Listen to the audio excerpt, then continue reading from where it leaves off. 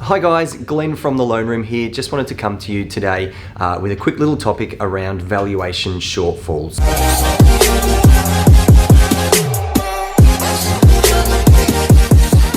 So what does that mean? Essentially, when you have a pre-approval from the bank, you go out and then purchase a property. To get a formal approval, the bank will do a valuation on your property. They'll send a valuer out to have a look at your property, make sure that it's in good standing order, that all the rooms and kitchen, bathrooms, etc. are all livable. They will then do a report back to the lender to tell you what the property is worth. In most instances, it will come back at the contract of sale price. However, just recently we are noticing that in certain circumstances, valuations are coming back a little bit short. So it could be reflective of a couple of different things, changing markets, people getting excited or anxious, overbidding. What I want to do is talk to you around what happens if you do get a valuation shortfall. So the first option is that we can contest that valuation. We can comparable sales, put together a list of hopefully 3 or 4 comparable sales that support your purchase price. We can go back to the valuer and say, hey, we think that these properties are more in line with what the property is worth and similar to the property, as opposed to the properties that he has listed on his report as comparable sales. So that's the first option. Hopefully you can put together a good case and request the valuer to change their mind. Sometimes that doesn't happen, and potentially the next option then is to look at different lenders. So we have 30 different lenders on the panel. Many of them allow upfront valuations. So we can simply do a valuation, make sure that that will stack up before we look at reassessing you with a new lender.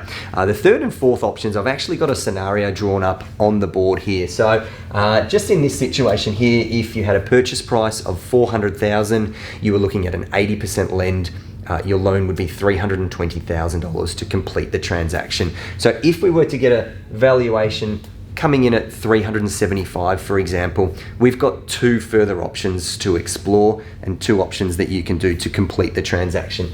So the first one here is if you still need $320,000 to complete the transaction, with a valuation of 375, your loan to value ratio increases up to 85%. And what does that mean? Slightly higher risk. It means that there's mortgage insurance involved. So whenever we borrow over 80% of the value of the property, there's what's called lender's mortgage insurance. And that's a fee that gets added to the loan, increases your repayments. It's a once-off fee, so you're not paying for it out of pocket. Depending on the lender, an approximate cost of the lender's mortgage insurance in this example would be around about $4,000, but you would still be able to proceed with your purchase. The other option down this way here is if we got a valuation again at 375, but you are keen to continue on with a loan to value ratio of 80% and avoid the mortgage insurance, the most the bank will lend you in that example is $300,000. So $300,000 divided by or secured by a property worth 375 is a loan to value ratio of $80,000.